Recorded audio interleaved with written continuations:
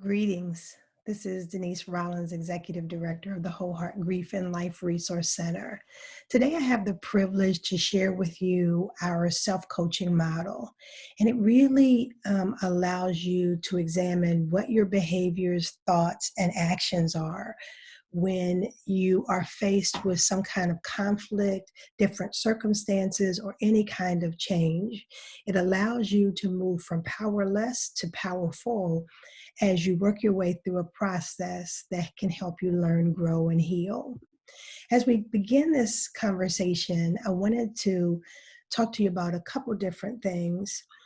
Early on, when I began my practice of working with people and helping them work through the issues of life, loss, leadership, and legacy, what I realized is that often we carry so much stuff on in our heads and on our hearts.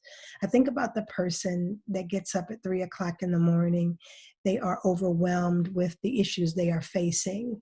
And I would always ask the question, who do you call? Who do you call when you go to sleep one night and you're heavy and you wake up the next morning and those thoughts are still heavy on your heart? What I often knew is that for my clients, I was not the person that they should call at 3 o'clock in the morning because I know me. I am out of it, I am sleepy, and I am not clear. What I also knew is I didn't want to set up a situation where people relied only on me, but instead they had these tools and resources to work through things on their own. And so, this power to address and overcome issues, I believe, is already within us. We help people to tap into that by giving them processes and procedures that allow them to stand back a little bit from whatever is going on and analyze it in a way that allows them to figure out what next steps they want to make. I talk often about when we get stuck in a certain pattern, we begin to spiral, and the weight of the world and the habits that we follow that often are not good for us will cause us to spiral down. There's a weight that brings us to a place that when we act in a certain way, when we say certain things, that we're not feeling good about it afterwards.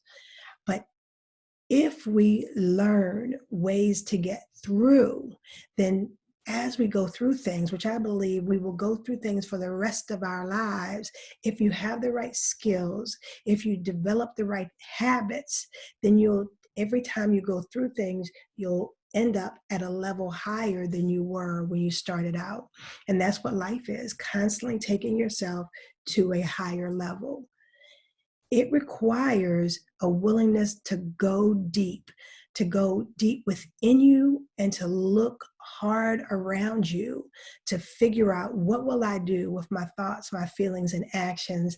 What will I do with them in a way that serves my overall goal as a person? And so that's what we're going to talk about today as we talk about this self-coaching model.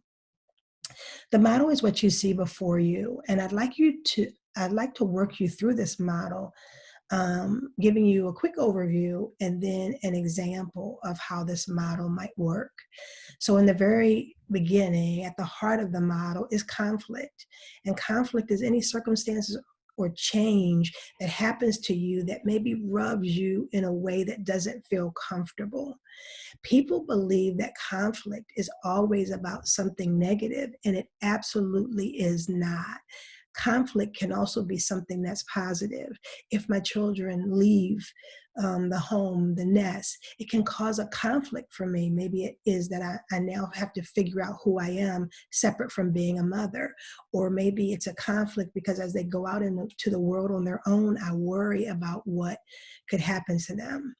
So we look at the conflict, which is at the heart of our struggle, and we understand that the way we view this con, the way we view this conflict is shaped by what has happened to us in our past and who we've been in our past, and also what's going on in our present. The way I see it depends on who I am and how I have experienced the world. That's the reason why you can have two people who go through the exact same things, even siblings, and deal with it totally different because their context, the past and the present, is different. And that shapes how they see that conflict. What happens is when we look at the way what shapes it, then we look at what we do as a result. And that has three tiers. Remember, we begin with a conflict, one aspect. The second two aspects is our past and present. And the last three is our reaction to what's going on, our result that we want, and then the response that we choose. And so the reaction is what I do naturally. It is my habits, those things that I actually do without thinking or even processing. It is automatic. Oftentimes we've been doing this for years. We often call these your triggers. If I see this, then I act that way. If I hear this, then I think this way. These things are so automatic and happen so quickly. Over time, what we learn is to slow down those reactions and give us time to pause, which I always say means perhaps another understanding should be explored. Pause. Someone does something and it rubs you the wrong way, and immediately you want to strike back, but pause, because perhaps another understanding should be explored. Maybe what the person did has nothing to do with you. So we begin with our reaction, which is automatic. And as we slow down that reaction, we begin to think about, what is it that I truly want? What is the result that I desire? Oftentimes the result, if we really think about it, represents the best in us. So if I'm having an argument with somebody that I love and I want to strike back, which is a reaction, if I slow it down, I think, do I want to make this relationship better? Do I want to stress about what I did afterwards? Do I want this to be heavy in my spirit and keep me from enjoying other things? So the result is what we want, but the caveat is it has to be something that we can control, because there's lots that's outside of our control, but there's also a lot that's within our control. And then finally, we look at the response. When I think about where I want to go, what I want to happen, what I want to do, which is my result, then I stand back for a second and choose. There's power in that choice. I choose a response that is in alignment with my result. Oftentimes, when we follow that pattern, it allows us to figure out what's going on and also to choose an outcome, at least from our perspective, that doesn't have the pain that our automatic reactions would bring. And so if I were to give you a quick example of that, of what it looks like to work through this model, the example that I would give would be, let me give you an easy example. I remember a time that I was on a vacation with my husband. And as we were walking and shopping and doing different things, I asked him what I thought was an innocent question. And in that moment, he really snapped at me. And when he snapped at me, it caused a something to happen in me. And what I actually did in that moment is I stepped away from him. And I really coached myself and said, Denise, you've created this model, work your way through it. So the conflict was that he snapped at me, and I really don't like people to do that to me, especially when I was asking him an innocent question. I wasn't coming to him in a negative way, but it was really innocent. So as I looked at the conflict that he had snapped at me and it really bothered me, I had to examine it through both my past and my present. So when I looked at what was going on in the past, I realized that probably for most of my life, I've been a rather sensitive child. I have a tendency to fight back. When I was younger, I didn't have physical strength, but I had the strength to fight back with my words. And so when people hit me with words that are hurtful, I really feel like it's a battle that they're trying to get into with me, because in the past, I used that to fight other people. So in the past, I was that way.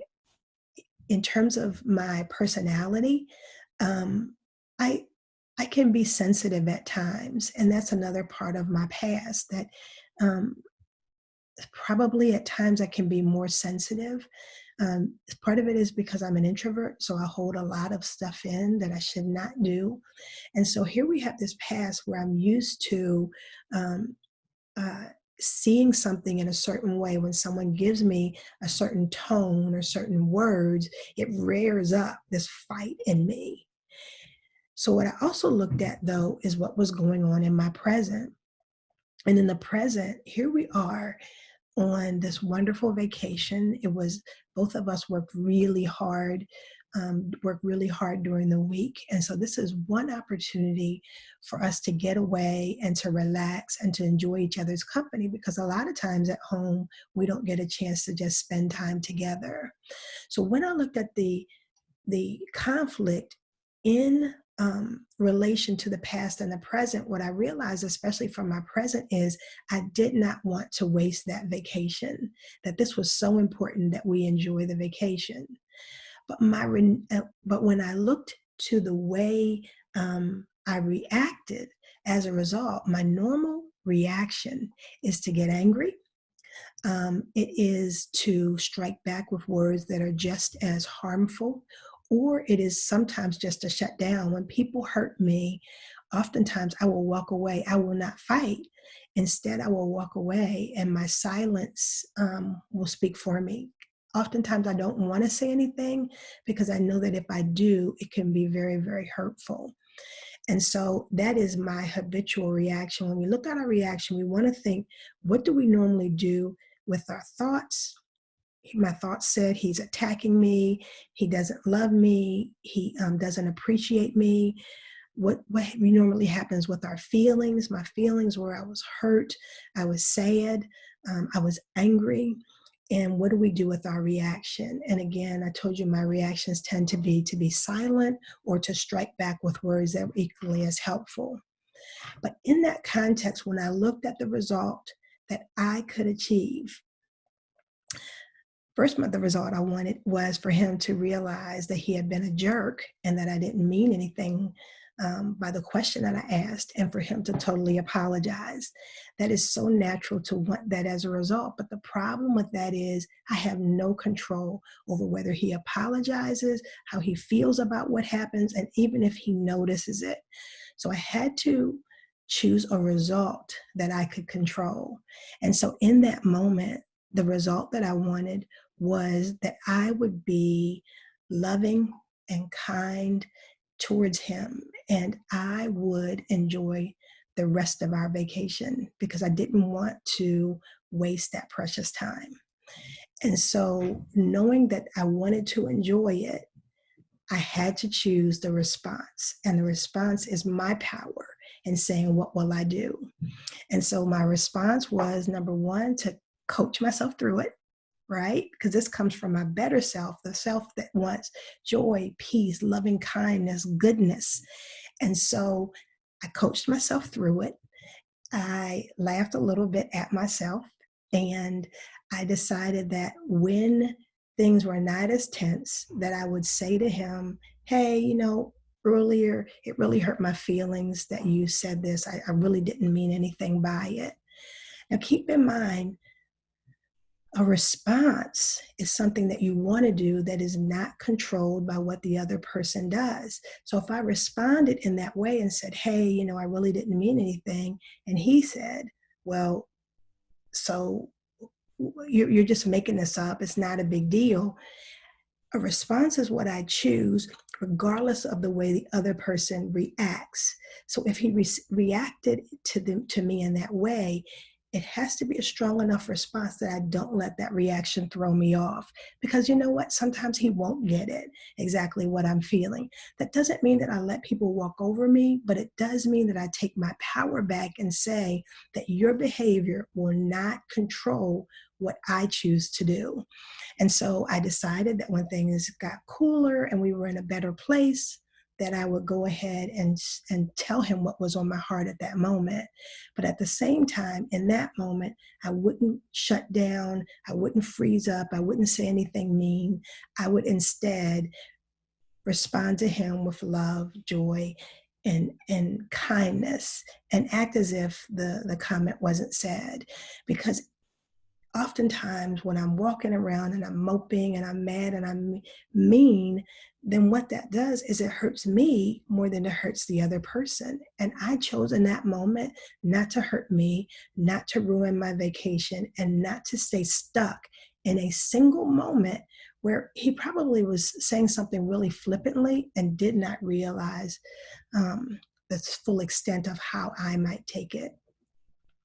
And so with that, I was able to walk myself through it. Would you believe it's taken me a few minutes to explain this to you, but the process itself took me 5 minutes. And in that 5 minutes, I was able to move from the situation being like this in my face to looking at it from a distance and realizing that I had more power than I could ever imagine. So we want you to begin thinking about this example and how it might apply to your life. Now, keep in mind that as we walk you through it today, you won't fully be able to process it in this time that we have to do this exercise, but you can keep going later. The reason that I was able to do it in 5 minutes in that mall is because literally I'd walked through that model hundreds of times with clients on my own.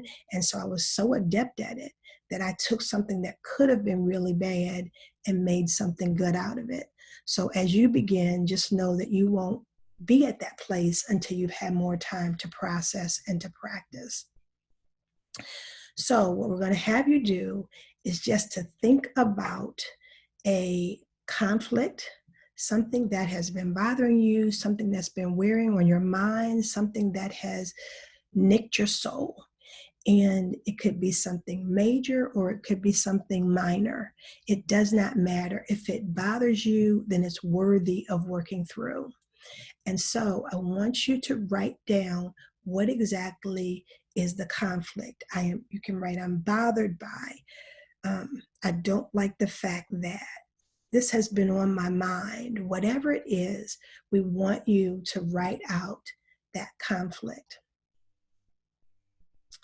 After you do that, and I'm going to walk you through it, but we're also going to give you a handout that will help you as well. After you identify that conflict, I want you to think about your past. That includes the things that have happened to you, what kind of personality that you have, things that have triggered you in the past, maybe even some beliefs that you may have. All of that, how those things may be related to the conflict or may be adding pressure or weight to that conflict. So anything that you've experienced in the past, maybe when somebody said something to you, it reminded you of an old friend who did the same thing. Sometimes we connect things in the moment that we don't even realize. And this ability to stand back and really to analyze is so powerful. So you want to think, what has happened before that is similar to this? Or why am I always so sensitive about this issue? What has hurt me that might be connected to the hurt that I'm feeling about this conflict? And then you want to look at the present and you want to say, what else is going on in my life that might make me want to get out of this conflict or might make this conflict harder? It may be something that's not even related to the conflict at all. So in your case, something happened at work, but the fact that right now at home, your children are not acting in the way that makes you happy. Perhaps something else is going on with your bills and your finances. And because you have these other struggles in your present, it makes the conflict even heavier. So begin to look at what is shaping that conflict. And then you want to analyze what you did immediately in terms of your reaction. And that is always analyzing what were the immediate thoughts that came to mind? What are the immediate feelings that I felt, and use descriptive feeling words to do that? And then what are the actions that I took? Maybe I walked away automatically. Maybe I said something to the other person, but what did you do, your thoughts, feelings, and your actions? The next step is to say, in this situation, what is the result that I want? And remember earlier, we said the result needs to be something that you can control. And so I remember one time I used this model and my son was really sick and I wanted him to be better. That was the result. But do we realize that I absolutely have no control over it? But what I had control over is the way I brought myself to the situation, whether I projected some confidence that could make him feel better and allow him to relax a little bit mentally, physically, spiritually, emotionally. And so we think about the result that we want that's in alignment with who we are and who we want to be. This is our better selves. And once you determine the result, then you decide what is going to be my response. Again, we go back to the thoughts, the feelings, and the actions that we take. And in that response, it is, I have power, I have control. I often have people say, somebody made me feel this way or something made me do this way. No, we have more control over our thoughts, feelings, and actions than we even realize. So this is about taking our power back and working through a process that can help us. So when you get a chance to spend some extra minutes going through this model, what I'd like you to do is then to get into groups, and sometimes you may even want to do pairs and share your thoughts. Share only what you're comfortable sharing, but what is it you want to say about what you went through, what you're going through, how you reacted to it, what your result is that you desire, and the response, what is it that you're going to choose. When you do that, what I caution and encourage you to do is to practice wholehearted communication. That means listen, speak, and respond to each other with your whole heart. When someone else is sharing, do not figure out how they can solve their problem. Think about the advice you want to give them. This is a self-coaching model. So the only thing you might want to ask people is open-ended questions. But remember, the biggest thing that you need right now is to bear witness to what the other person is going through. Allow them to come up with their own solutions. Because guess what? At 3:00 in the morning, you're not going to be there for them to work through it. And so if they can work through this process and master this process, it will help them in the long run.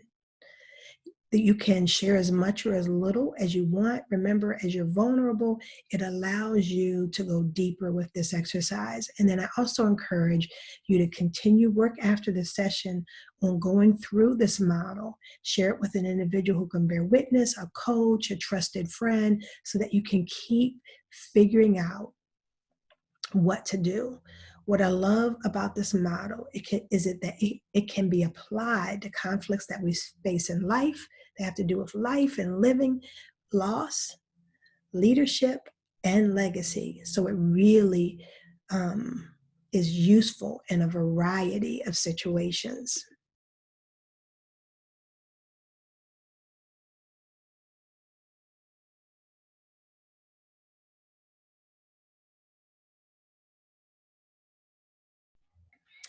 So now that you have completed the exercise and processed it with one another, what I would like to tell you is that you have a choice. You have a choice in the direction that you go.